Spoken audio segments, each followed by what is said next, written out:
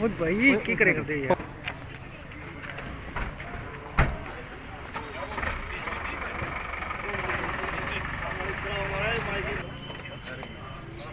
बेटा ना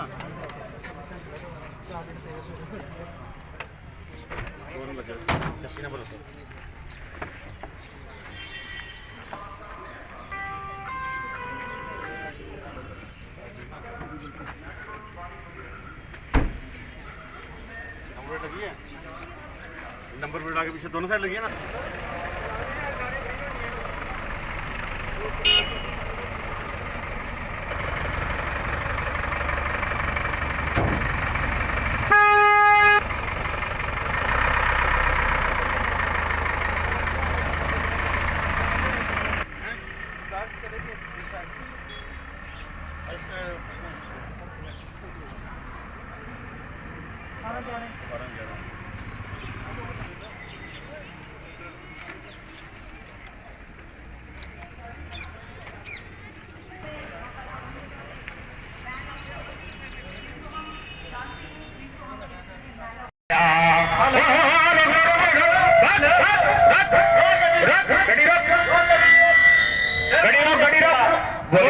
volume cut करिए, वॉल्यूम बिल्कुल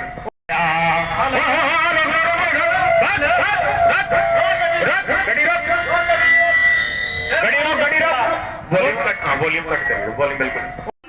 सर ऊपर चले जाइए, ऊपर। इनको फिटनेस सर्टिफिकेट जो है ऑन स्पॉट दिया जा रहा है इंस्पेक्शन के बाद। इनके बाद JK02V8207 मिनी बस, उनके ऑनर तैयार रहे। JK02V7 मिनी बस, उनके बाद JK02AH8385 ऑटो रिक्शा।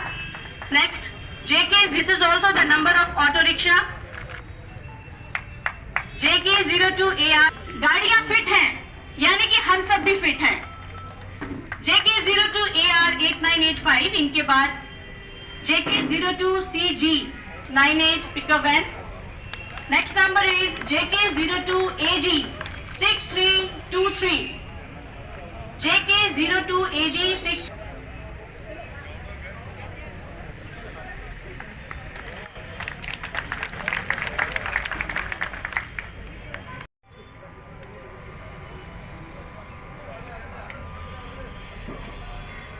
हम सब जानते हैं कि सड़क सुरक्षा जी उनकी भी रक्षा करनी है।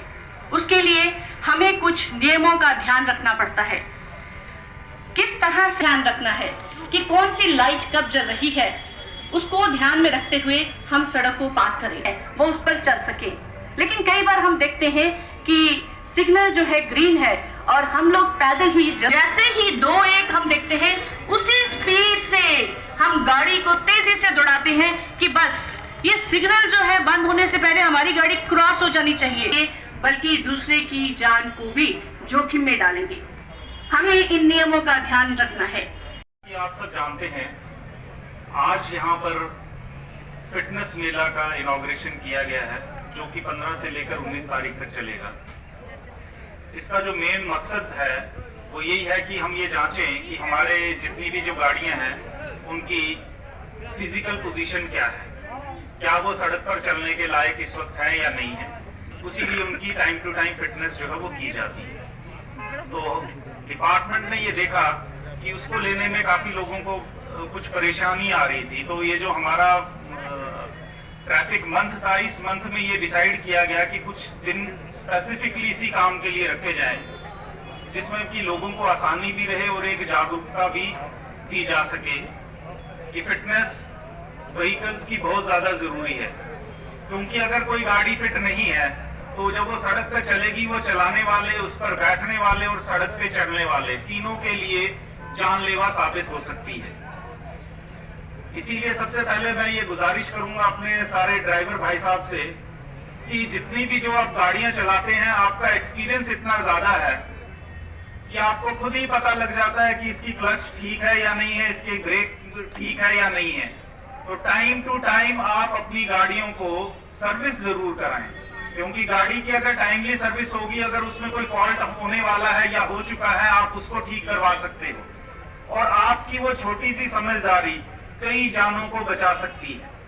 जिस तरह की आपने अभी थोड़ी देर पहले एडिशनल सेक्रेटरी रोड सेफ्टी का भी सुना कि हमारी जो स्टेट का ज्योग्राफिकल कंडीशन है वो इस तरह की है कि यहाँ 1 सेकंड की गलती जो है वो कई जानों पर हावी होती है।